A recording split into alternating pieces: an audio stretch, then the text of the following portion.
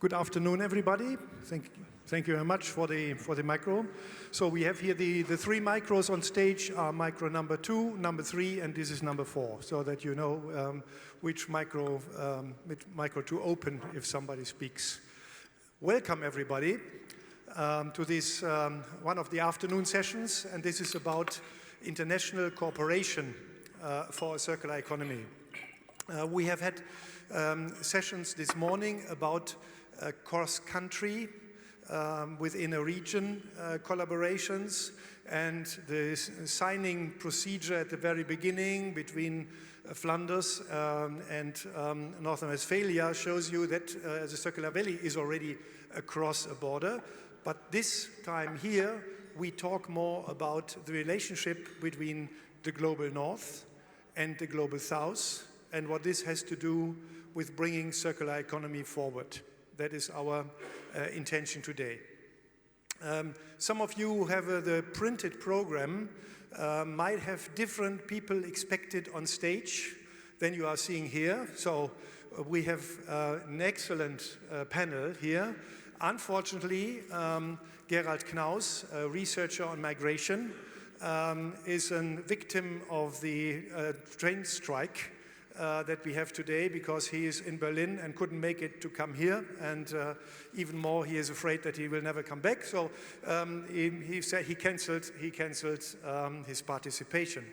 And the second one is Helge Lind, member of the German Parliament, Federal Parliament, and today is not only after the ruling of the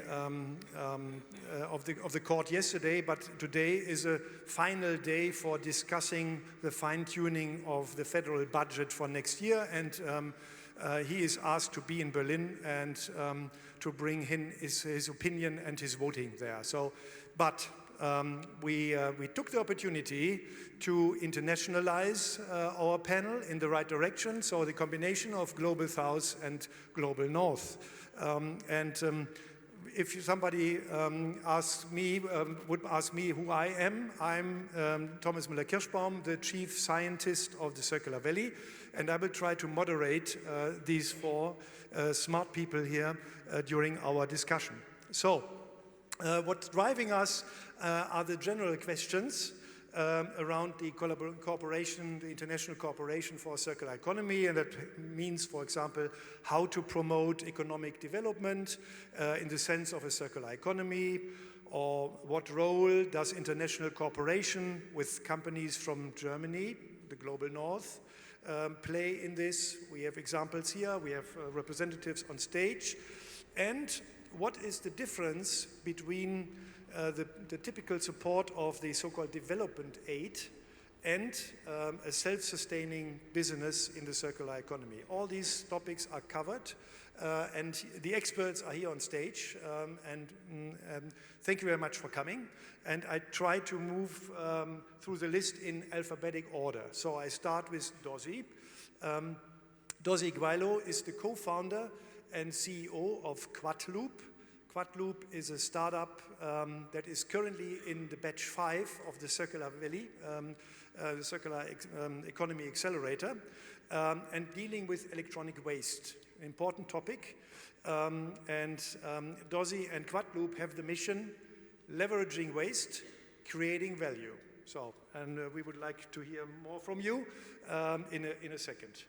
I continue with Carsten Hirsch. He is also founder and CEO of Plastic Fisher, a startup from Germany, but acting in the global south. So we have a connection. So the headquarter, I think it's in Cologne, but everybody beside Carsten is all the time in Southeast Asia, and he will also give us an insight what he is doing, and happy also that you are on stage here with us. The next one is Ralf Putsch on the very left part here on the panel from your point of view, and he is owner and managing partner of Knipex. Knipex is a hidden champion for high performance tools, and well known around the globe in the area of specialists. Ralph himself is also well known, but he's more a hiding champion because he's doing more things than we can imagine. And in particular, if it comes to collaboration beyond the classical and excellent relation that Knipex has with customers, Ralph and Knipex are engaged intensively in projects in the Global South, caring for social aspects of sustainability and circular economy, and he will tell us more about that and his motivation to do so in a minute. Last but not least, of course, but in the alphabetic order, the last one, Fett, happy to have you here on stage, is Senior Board Member and Director of Steel and Metals of the Gemini Corporation in Antwerp. You see, we have directly after the signing procedure, we have somebody from Antwerp here on stage to show that the connection between Northern Westphalia and Belgium and in Flanders are running very well. He has been several years, or he's more than 30 years with Gemini, but he has several times being on stage of the World Economic Forum, so he's an excellent speaker, and to present about Gemini Corporation and its role in the circular economy. And he is also involved in the discussion of the United Nations Plastic Treaty.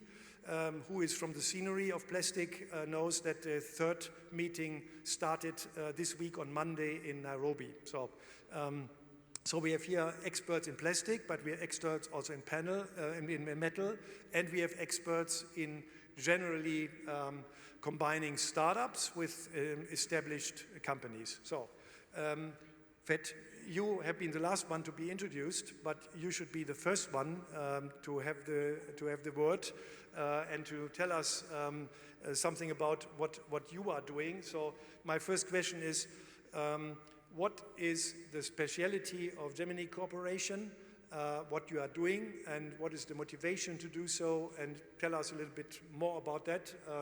And I know that you prepared a little bit for us, as we are here in a closed circle.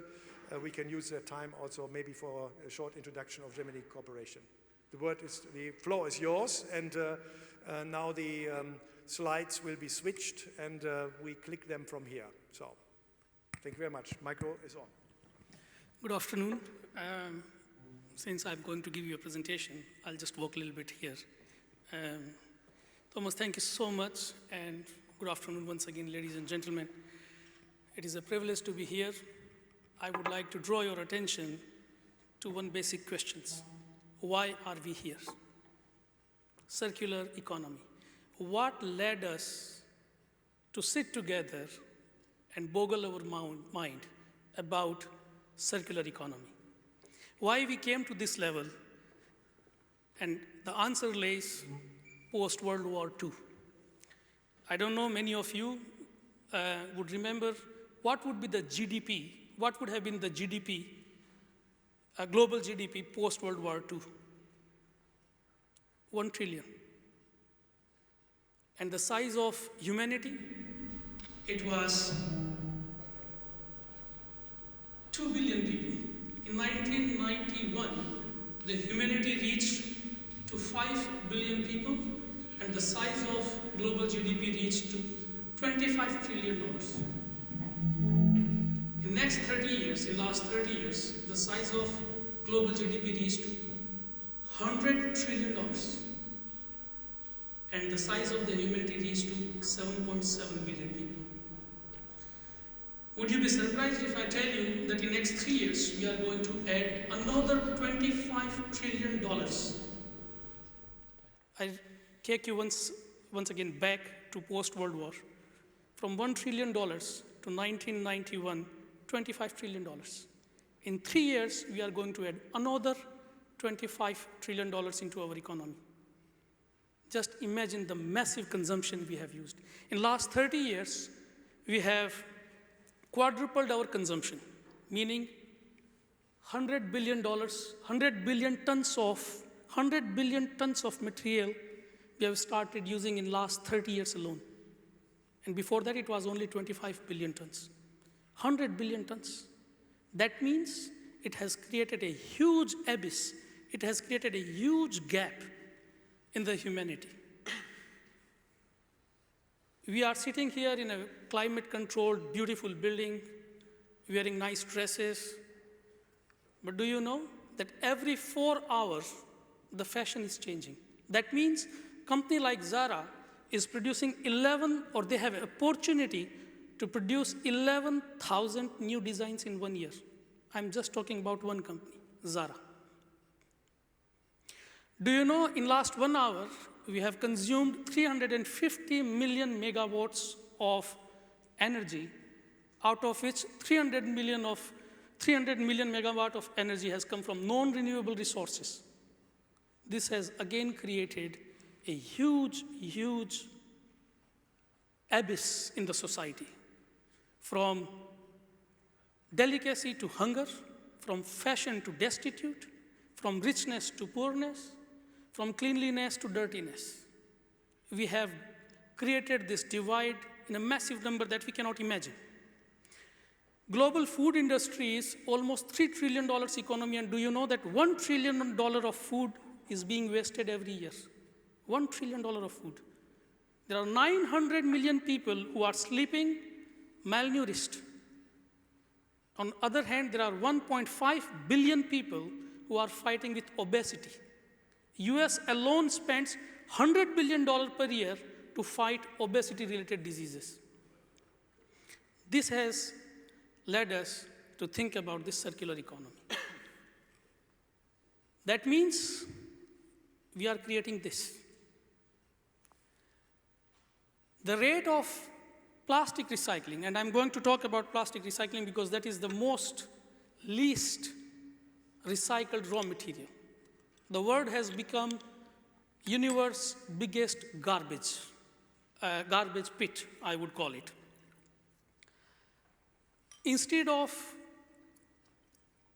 working together that the rate of plastic recycling goes up by all the actors involved into it, the rate of plastic recycling has gone down from 15% to 8%. Every financial newspaper, every alternative media is talking about plastic recycling, how plastic is bad, how we should do more about the plastic recycling. Despite of all that hue and cry, the rate of plastic recycling is going down. And I want to tell you, every hour we are producing 2,000 truckloads of plastic waste. Every single hour. 400 million tons of plastic waste is being produced every year by humanity. And if you like it or not, in next 30 years, plastic production is going to reach 1.1 billion tons. If this would be the rate of recycling at 8%, just imagine from where are we going to get the fresh air? From where our grandchildren are going to get the fresh food if Earth is covered with plastics like this? I read somewhere that you need only 17 tons of plastic film to wrap the Earth. Twice. Is there a solution? Yes, there is a solution. We have been involved in the recycling business, in the circular economy business. We have been in the circular economy business for the last 34 years when we did not know what the word of circular economy is. And what we were doing, just to give you an example, of let's say plastic bottles. We were collecting billions of plastic bottles. We collect around 50 billion plastic bottles around the world. We give that plastic bottles, we aggregate that, we make specific quality out of it, we give it to the recyclers, they make granules from it, we buy back the granules from them, we give them to the carpet industry, we give them to fiber industry, we buy back the polyester fiber from them, and we give it to the carpet industry, and we used to buy the carpet back from them. This is what we have been doing for the last 34 years. Many decades later, we learned that it is called circular economy. The same thing we are doing in metals, same thing we are doing in paper, and same things we are doing in textile. But one particular initiative I would like to draw your attention, and that's the introduction, what Thomas asked me to give it to you, is this initiative which we have taken in India. Is there a voice?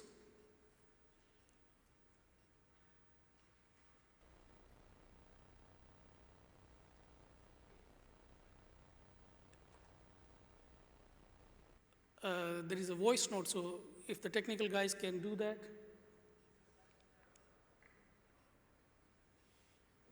All right, so what we are doing in India is that we are addressing the challenge of collection of plastics waste. The biggest problem in India is that the plastic waste is unattended. And who attends that plastic waste are the people from the lowest strata of the society. You might have seen those photos. Those, what we call them, rug pickers, they go in the street with their children. They collect the plastics. They go to a shopkeeper. Shopkeeper gives them the money, whatever they like. And that guy gets some money. If a woman gets the money, she goes to home. The drunk husband snatches the money and goes to buy drugs or to buy booze, for example. What we have done with this unique program is that we reached to a very common person who is collecting the plastic from the street. First, we gave them a dignified name. We don't call them rug pickers or scavengers, how they are commonly called. We call them reclaimers. We give them an identification number. We open bank accounts for these people. We go to the shopkeeper and we say that instead of paying cash, which can be snatched by their family members, pay these people by bank. Most of these people do not have bank accounts, so we open their bank accounts. And to open the bank account, you need to have a national ID cards. These people do not have national ID cards, and I'm talking about 1.5 million people. Only in city of Bangalore, there are 15,000 families involved in this kind of business. 15,000 people who are not part of India's national register. And I remember myself witnessing one of the women, when we took her for her national ID card, she was photographed. And once, when she had her ID card in her hand, she cried for 45 minutes. She was 55 years old lady. She said, first time ever I have seen somebody taking my photograph. So first time ever in my life, I'm seeing that I am somebody. We go to those rug pickers, we go to the shopkeepers, and we tell them that you pay them in totally compliant way. Then the shopkeeper says, I'm from unorganized sectors. We give them machines that they compress the plastics so that their income can increase from 2-ton collections to 20-ton collections. And we buy back this plastics which is baled by them in our own recycling facilities, and we make new plastics out of that, and that new plastic is then sold to the companies like Coca-Cola and Amazon. Every single thing of this is traceable by blockchain technology. Every step is traced and auditable by blockchain, and then we have an audit reports from KPMG of every single movement. This is the state. I think you have seen those pictures more than what I'm showing to you. And then this is our initiative in urban India, and then we have taken another initiative in rural India. So and when I'm talking about India, I'm just giving India as a representative country for whole global south. 70% of India resides in villages. They are logistically challenged. Nobody takes care for the waste over there. So we took another initiative in rural India. It would have been very nice if there was a sound to it. So we collaborate together with the municipality of the small villages. And we ask the municipality to give us a small piece of land. We go home to every villager. We persuade the villagers, we ask them to separate their plastics from their wet waste. That plastic is then being shredded and made into agglomerates, and from that agglomerate we make bricks. And that bricks is then again used in making roads or pavements of the same municipality. We have freed 4 villages from plastics. That means these villages are very clean. Every villager is so enthusiastic because he knows that the plastics which he has in his household is just not a garbage, but it's going to be an important raw material that can be used to beautify the village again. So this is the project which we are doing there.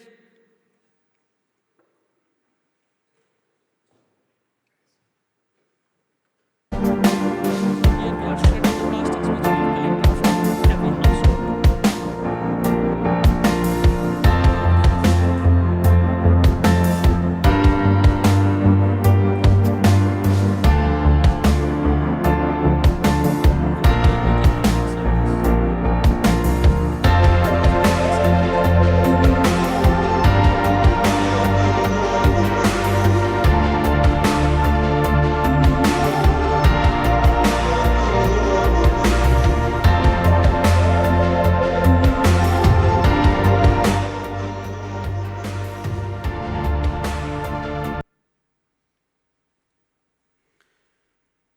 So we are helping 400 families per week by giving a sustainable, scalable, and low complied solution to collect the plastics and treat the plastics in most respected way that it can be reused at many times. Ladies and gentlemen, thank you so much for your time, and I'm going to sit now.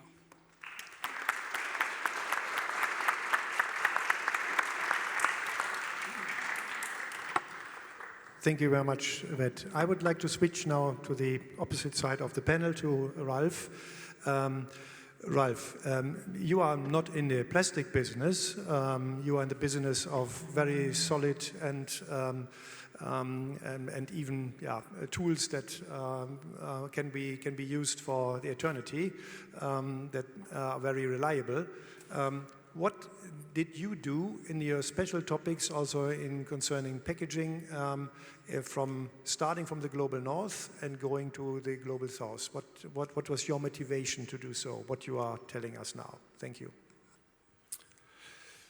Yes. Well, we have, as a manufacturer of hand tools, we have basically two plastic issues. We have our handles. You know, we have most of our pliers are covered with plastic handles.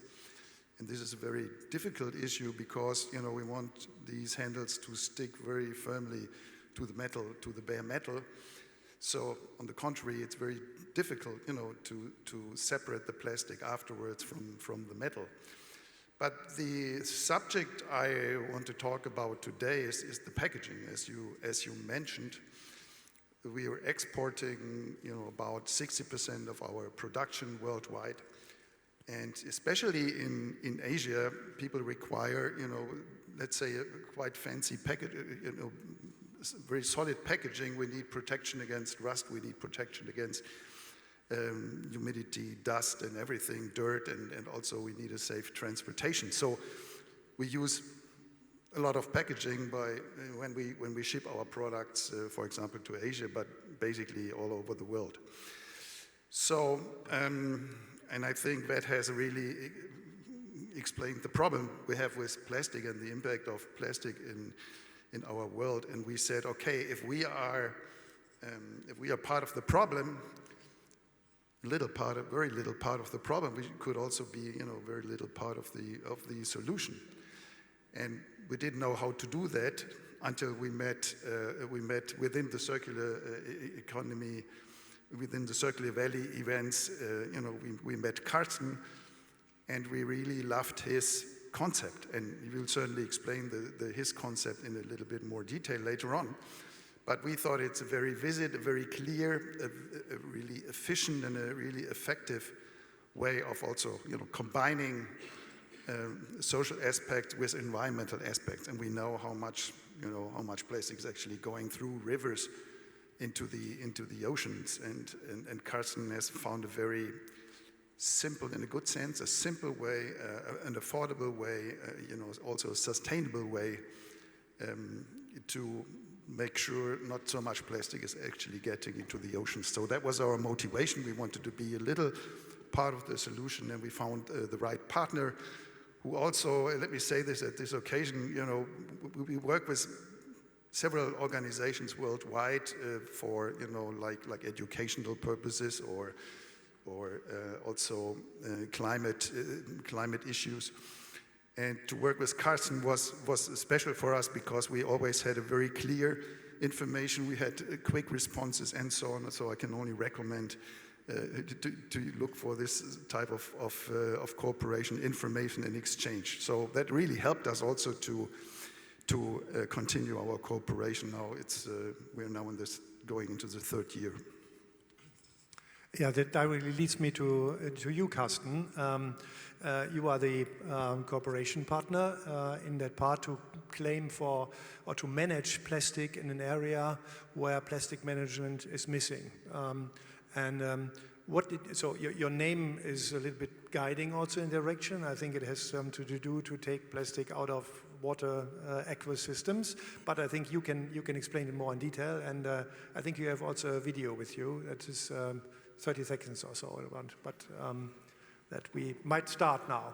Yeah, maybe I say just 2 minutes about what we're doing, and then we have it as a very short video that summarizes our recent milestone. So I'm a lawyer by profession, and I was with 2 friends in Vietnam after graduating from law school, and we saw how plastic in the Mekong River was going towards the ocean, and we realized in Germany that there is no company in the world stopping ocean plastic already in rivers. And we decided to found a very simple, or we decided to found a company, and we had some thoughts how to do that, but we figured it out much later, actually.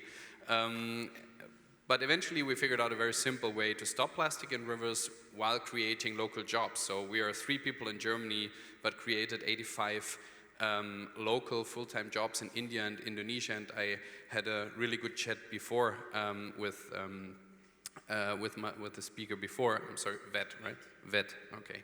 And we have a lot in common because we also work a lot with the informal waste sector. And I recently came back from India, and I had a really nice moment because one of our employees had his identity card around his neck, like I wear this today. And he had the Plastic Fisher logo on top, and then his face and his identity. And the same story that you just mentioned, yeah, I realized when I was there, and it was one of the best moments I had in more than 4.5 years with Plastic Fisher, because we really change lives. I know it sounds a bit pathetic, but it's actually the case. We give people bank accounts, we create full-time jobs in security, and these people then power the impact that we're creating environmentally. And last week we crossed our 1,000th ton of plastic that we collected and processed, and we speak about packaging material, very thin, very non-valuable material that no one can recycle, so it has no value, and this is one of the reasons why it ends up there. And we focus exactly on that and create this additionality, so collecting material that no one else would collect, and we are able to do that because we have organizations like Kniepex that say this is worth investing in, even though it goes, especially because it goes beyond compliance. They don't need to do that. They believe that this is the right thing. And in Germany we have the dual system, the grüne Punkt, you know already. If you bring your pliers on the German market and the blisters, you would have to pay into the dual system and pay for the material that you emit to the market. But if you are producing and sending it to India or Indonesia, you do not have to pay this dual system fee. And we see ourselves somehow as a bridging solutions, the way also our cooperation works, that we compensate, if you want to call it that way, for the material that is emitted into these markets, and where there is no guarantee that this material is going back into the supply chain, or at least being collected and processed the best way possible. So having that said, it's a 30-second clip. Maybe you can play it with the little sound. It's always a bit more nice to have a sound with it, so good luck. No, there is no sound. Again.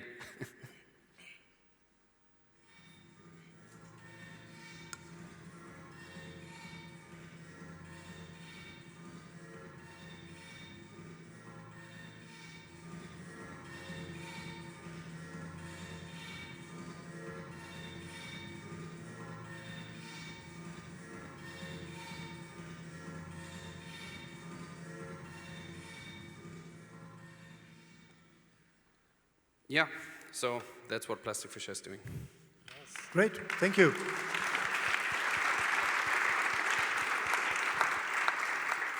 I would like to add one question to this, because we know that there are many initiatives dealing with taking plastic from ecosystems, from the ocean and from rivers, and what you are doing. I sometimes think that some of them may be not tackling the topic from the right end. You are more an expert in this. Where would you say, where is the limit? What should be done? I'm pretty sure what you are doing. And where is at least the risk of greenwashing? What others are doing? So our approach to prevent greenwashing is limiting our sponsors to fact-based communication. So if you just talk about what you're doing, no one can accuse you of greenwashing. So we don't blow up the story and tell you, look, all the material we collect is recycled and all these things that you hear from others, or that we give you nice stories of what we turn, in which nice products we turn this material. No, this material that we're collecting ends up there because there is no solution for it, because it is not designed in a circular way. And this is why we have to bring it to cement kilns where it is used as an energy source and supplements fossil fuels. That does not sound maybe super sexy and what you read in other nice fairy tales about what you all can do with the material that you can find in the environment, but this is the truth. And we expect our customers to stick to the truth and speak about what they are doing. Knipex is enabling us to create this impact on the ground. And this prevents greenwashing, in my opinion. What needs to be done? Plastic Fisher is fighting the symptoms if we're honest to ourselves. And we recognize that. We still think it is very important to do it because there is an urgency to act. There is a lack of waste management infrastructure in emerging markets. And we have a relevance, and we need to be there and stop the plastic that is leaking into the oceans until sufficient waste management infrastructure is created. So I love to speak with VET beforehand, and we will meet and discuss that certainly further, because they are working more upstream. They are allowing people to dispose their waste in a responsible way. A lot of people ask me, tell me, you need to create awareness in these countries. And yeah, why are the people throwing it there? And I ask you, where do you bring the waste if tomorrow the waste truck is not picking up your waste anymore? Where do you bring it? And you will realize it's a problem, yeah? And you will start burning it in your backyard, or throwing it in the forest, or throwing it in the Rhine, even though you are aware that this is not the right thing to do. So awareness only makes sense if there is also sufficient infrastructure to turn your awareness into a real action. So we need more infrastructure. We need no more door-to-door collection and recycling infrastructure. And until then, we will need to be there to stop what has already leaked. And we want to partner with companies like GemCorp to, expand our operations. Thank you. Now it's your turn. We leave now the world of plastic and move into electronics and batteries, and that directly leads to you, Dozy. Yeah. What is Quadloop doing, and what is for me more important? What was your motivation to start this idea? Okay, great. Thank you, everyone. Feels good to be here.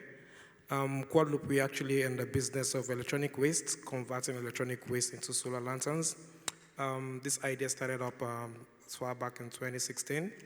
I was a field engineer for the telco, and that made me to travel in different parts of the country, from the south side to the up north Nigeria. Then I found out that most of these communities that we go there to service the base stations, you find out that people wake up in the morning and pay a certain amount to charge their mobile phones and other portable devices. There's a particular scenario that really caught my attention. We'll find out that there's a gas station supplying a particular generator with fuel, and the generator guy has a shop.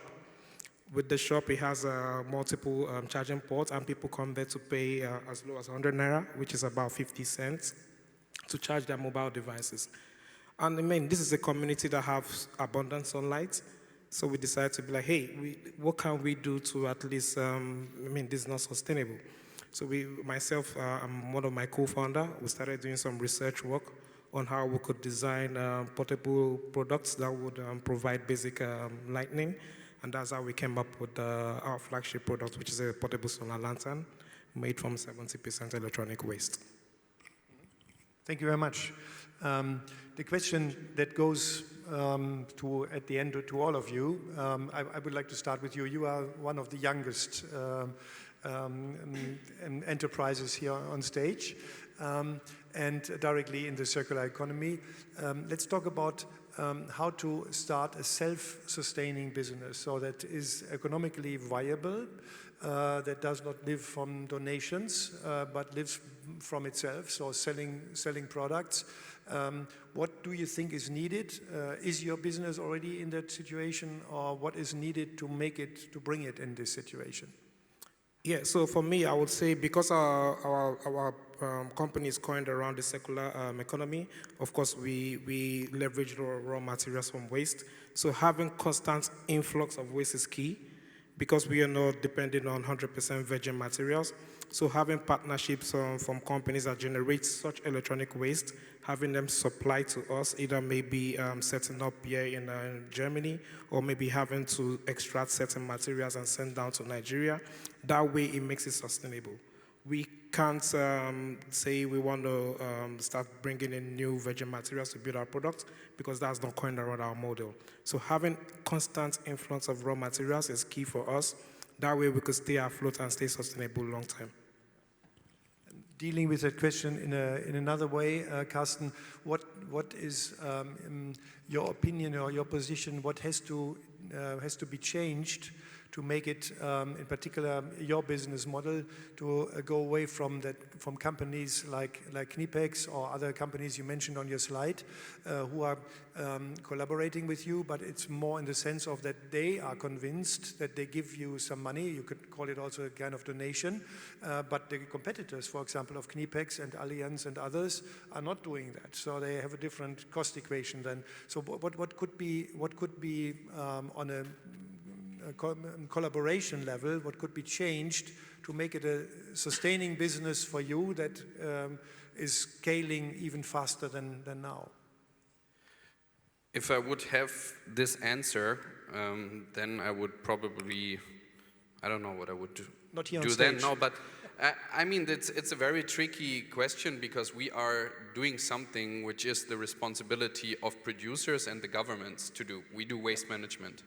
And we deal with a material that is not financially viable. So we needed to create a market for the services that we provide. And what we heard from Ralph before, they said, you know, we didn't know how to do it, and then they bumped into us and said, okay, this partner can basically be our dual system partner for an international perspective.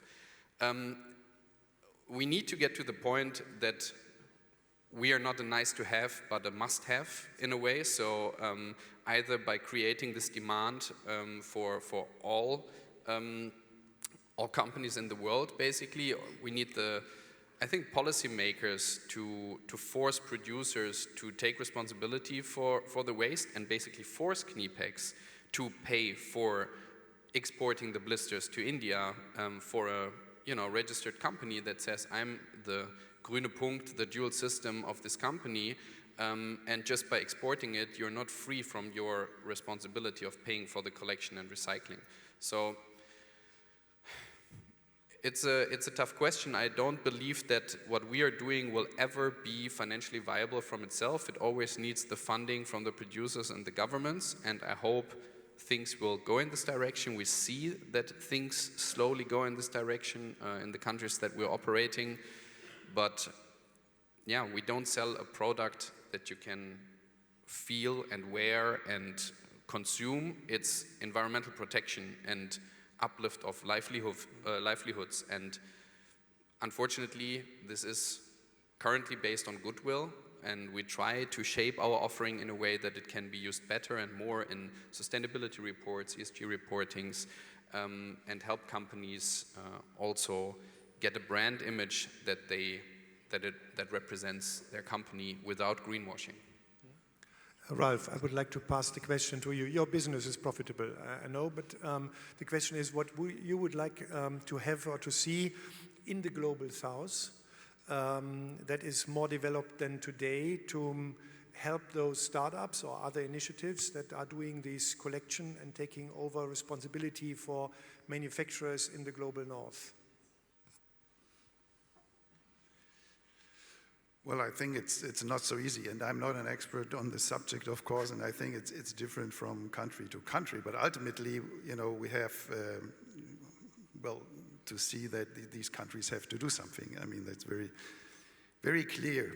And even though those individual projects, and even though Plastic Fisher, you know, is a small company, we talked about awareness, and I think. The good thing of this system is also that it's very visible. And I think ultimately it creates some consciousness, you know, of what's going on. And if I was, you know, a leader in one of those countries, I would think, you know, what are we doing here? Do we need, you know, others, so to speak, other people? I mean, they will certainly like you, but do we need other people to do our homework? So by creating this type of awareness and consciousness, I think ultimately, and given all the problems we have, which ultimately come back to all the people and the environment and so on, and the prosperity of the people. So there's no quality of life if you have all this plastic in your oceans. There should be done more, but it's, you know, we cannot wait. So we have to do something, I would say, in between, and this is actually what we do. And at the same time, and you mentioned it, of course, our role is not only to help, you know, our waste to get, you know, taken care of, it's also to work with less plastic, you know, or biodegradable plastic and so on, but also these things, as I mentioned, they may take some time. Thank you. Thank you very much, Vet. You are a veteran in this recycling business, in particular in plastic, maybe not personally, but at least your company, so that we have seen here in very detailed form. That's good. So you make money with it, so you show that it's possible. Why you are not copied by many others who try to do the same?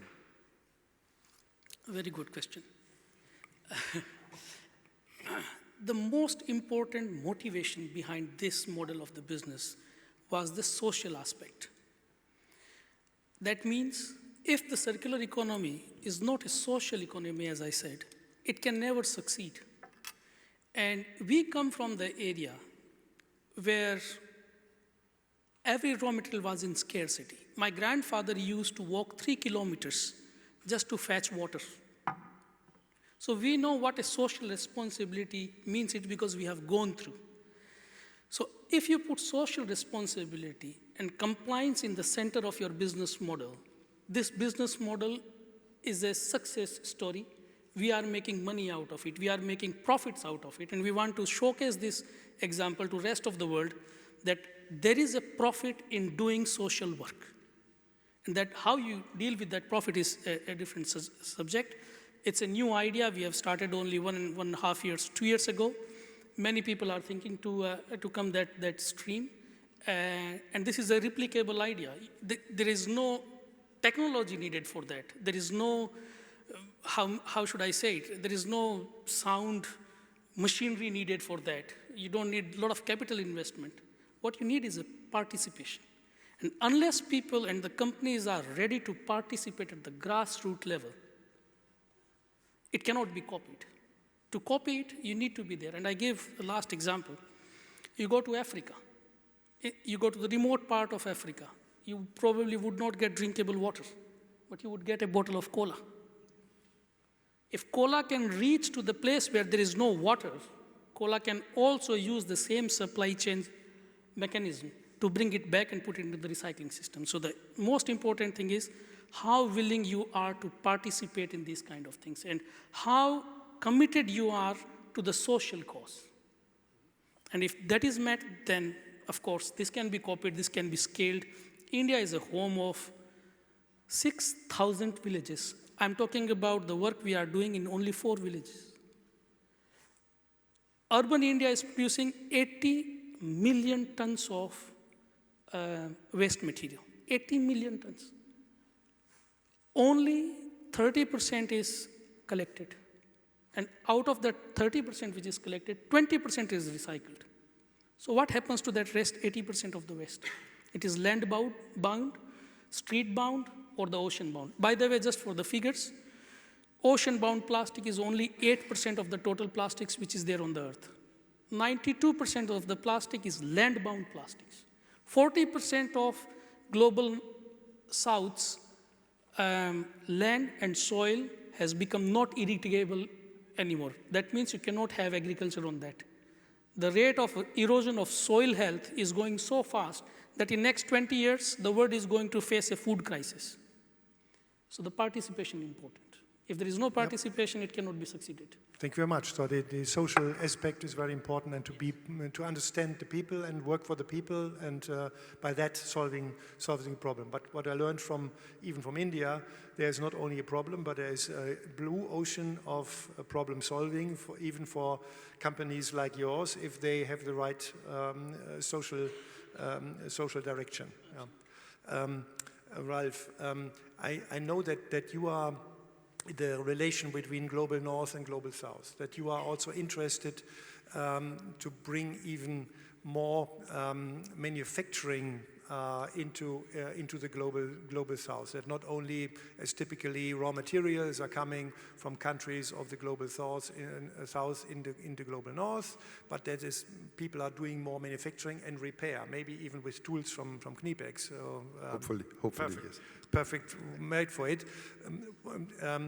What is your intention, or what would be the best what can happen from your point of view in that area? Well, again, very wide-reaching question. First of all, let me say that I think, we are now looking at some interesting solutions with this plastic issue. But let's be very clear. I think for example, we talk about India, but let's look at Africa, for example. So the population is growing very rapidly. Africa will be a much larger country in the future. And people want prosperity, and prosperity is linked to consumption. And consumption, especially in the early stage, is not always very sustainable. So we are looking at a huge problem. So I think it's important to bring technology and knowledge also to these countries, or cooperate on a technology and machinery and whatever basis with these countries, so that it's easier for them to cope with these issues.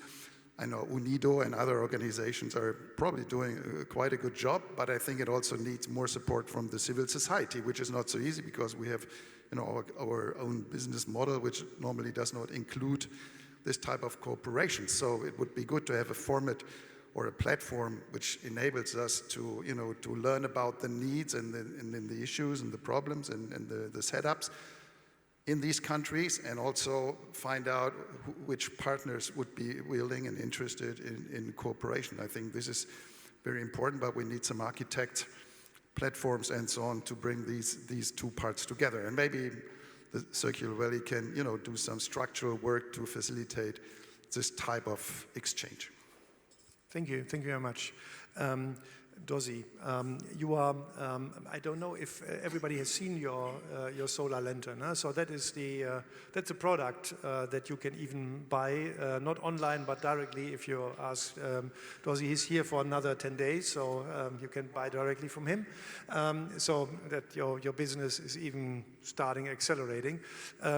My question is, topic, what would you expect from the international collaboration from your point of view? You are in Nigeria, Global South, with entities, companies, regulators, governments in the Global North. What would you like to see?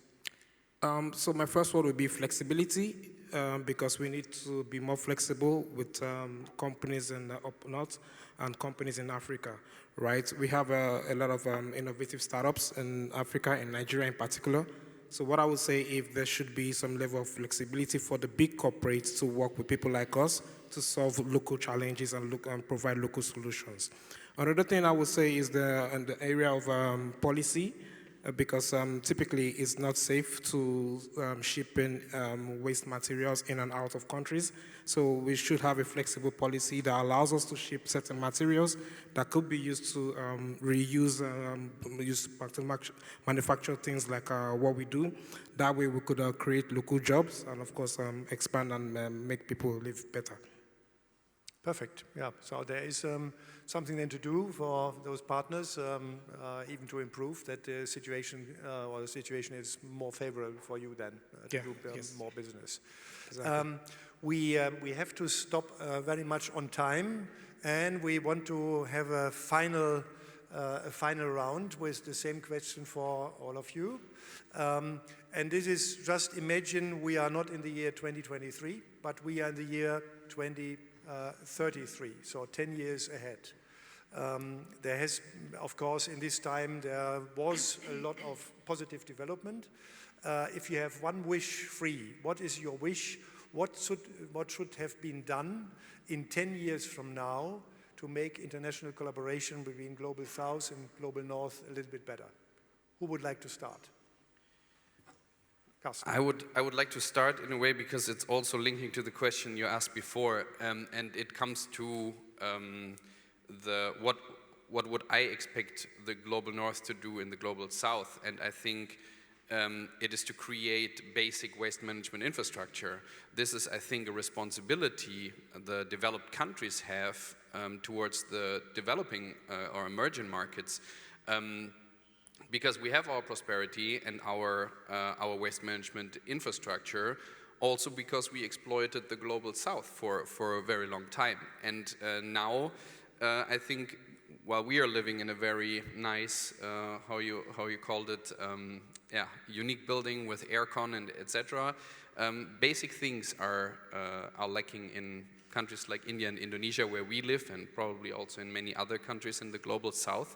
And I think it is the responsibility of the Global North to foster the development of waste management infrastructure in these countries before trying to eradicate the last 2% of the leakage of plastic material that we have here. Because we can do so much with the money that we are spending here if we would invest it in very basic things in the Global South. So I really hope that, I think Plastic Fisher will have still a lot of work to do, even in 10 years, probably also in 40 years, but we founded the company with the idea that at some point we are not necessary anymore, and I think it is needed that we scale up, and I'm only talking about waste, I know, and it's a bit more than that if we talk about international corporations, but my wish is that there is basic door-to-door collection waste management infrastructure in emerging markets so that we have less work to do in rivers, and the people can enjoy waste management as that we have here in Germany, or at least the beginning of that. Dozy, you have the microphone. You would like Yes. to tell what you wish in 10 years from now, what should have happened? Yeah, I would like to add to what Carsten just said. But for our own case, would be more like we would have wished to have more support in terms of funding, so we can set up a good, machine infrastructure. That way we could, of course, we produce this product manually. We have up to like about 10 persons, and it takes a while to produce one unit. So getting the right funding would help us to fast track our production. Some sort of machinery. In a nutshell, funding would be one of the things I would have wished that would have happened in the past 10 years. Yeah. Perfect. Thank you very much. Vet, what is your wish for 10 years in the future? That we create a robust level playing field amongst Global North and Global South. Just to give you an example, India I'm representing India as a Global South, but just to give you an example of, let's say, metal, we talk about aluminium. Mm-hmm. Korea's per capita aluminium consumption is 42 kilos. Europe's per capita consumption is 32 kilos. US per capita consumption of aluminium is 37 kilos. How much is of India? 2 kilos. Now Europe is coming, or let's say Global North is coming with new taxes, carbon border adjustment tax. Mm-hmm. How do you expect Global South to remain with 2 kilo per capita consumption of aluminium, just to give you an example? Mm-hmm. Yeah. It will grow. Europe had grown, Global North had grown from 2 kilos, 5 kilos to 30 kilos. And now they are making regulations for global south, that you need to pay more taxes. So there is no level playing field. So unless there is a level playing field, we cannot actually reach to the basic purpose of circular economy. The reach of the circular economy has to be on a broader level, and it has to be on the level playing field. Like he's saying, the stream of waste coming into global south is so poor. There are so many bureaucratical hurdles that it doesn't help. For example, the place where I come from is producing only 24 tons of plastic waste per month. Now, who is going to invest millions of dollars for 24 kilos? Yes, unless there is a steady supply of qualified plastics from global north, but there are bureaucratic hurdles. So it is not accelerating. So I'm imagining in 10 years, the world has same global level playing field in all the sector, whether it is financing, whether it is supply chain management, whether it is technology, or whether it is energy consumption. Thank you, Vet. And the last here on the panel, Ralph. Of course, bureaucratic is something that you also wish away, so that should be away in 10 years. And let's see what our governments will do in this time. Do you have another wish? What should be much better in 10 years in the relation of the circular economy with global north and global south? Well, maybe not directly related to the relationship, but I would wish we had more repairable products, not only because this is more sustainable anyway, but it will also give specific chances to the countries in the global south, because the ratio between the cost of repair and the value of the product could be much more favorable for the future, maybe even for a long-term future. So if we or also other manufacturing countries like China made products more repairable, I think it would be a great chance also for the global south. And it's also our responsibility as German companies exporting to other countries that these products are more repairable. Sorry. Thank you very much. And then I think all the four have deserved a big applause given the hand.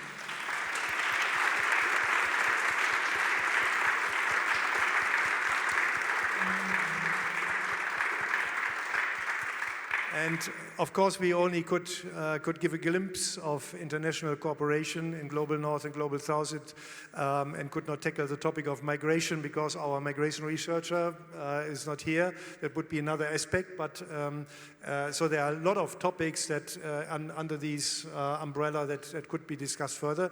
Thank you very much for your insights. I wish all your initiatives great success and collaborations. And I wish you also a highly interesting afternoon. The next highlight after this session is now in 15 minutes. The talk from our Minister for Economy in Northern Westphalia, Mona Neubauer, and that will happen in the big hall, one stair downstairs. Yeah. Thank you very much for coming, and all the best.